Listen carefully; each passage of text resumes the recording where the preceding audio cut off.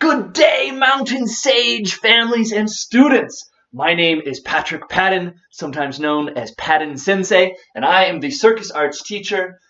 I am just desperate to teach somebody some circus skills. So I have arranged to do a live juggling session tomorrow at 3 p.m., Friday at 3 p.m. And in order to prepare for this awesome juggling session, you are going to need 3 objects, 3 props, 3 things that you might be able to learn how to juggle. And I've got a few suggestions for you. Some people will suggest you start with scarves. Throwing up maybe because they're lighter or they don't fall as easily. But you know what? I don't like those scarves. They're no fun for me.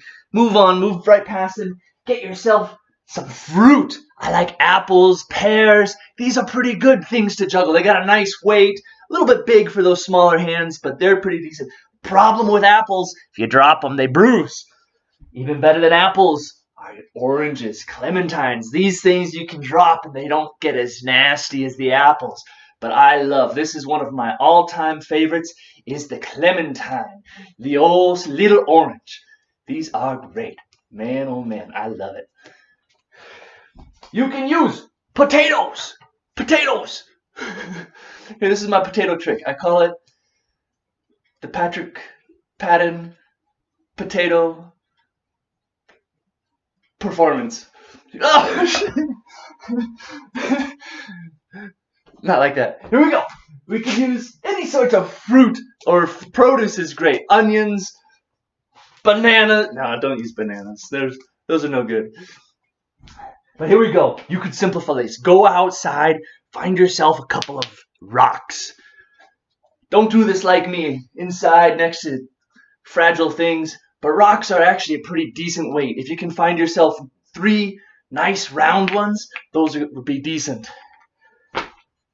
Problem with the rocks, though, if you drop them on your floor or your toe, it might knock your socks off, put a dent. But while your socks are off, hey, those make pretty good juggling balls.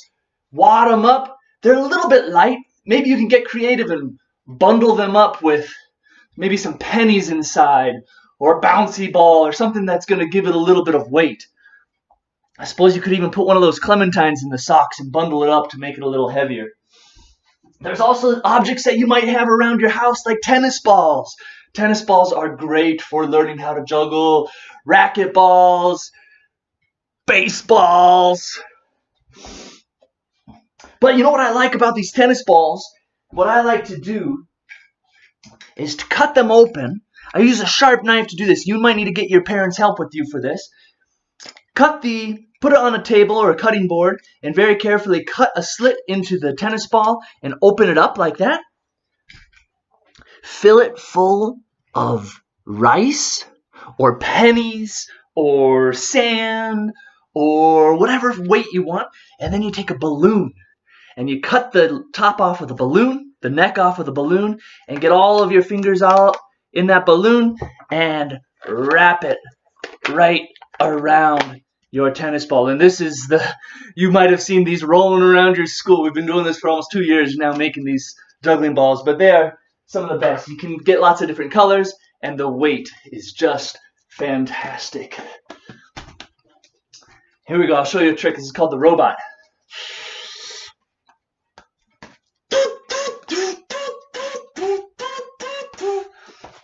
All right. Otherwise, some of the professional juggling balls, the ones that you would buy online, are made out of these panels. So this one has 4 panels. You see that? Now, I know a lot of you Waldorf students love to sew and love to get creative. I wonder if some of you out there might want to make some of your own stuffed juggling balls. Get some fabric, cut those panels out, and fill them up full of rice. And you'll have a nice feeling, nicely weighted juggling ball. This is a hacky sack. It has polygons as a few of the panels. A little bit more complex than doing the 4, but I'll bet some of you might be able to take on that challenge.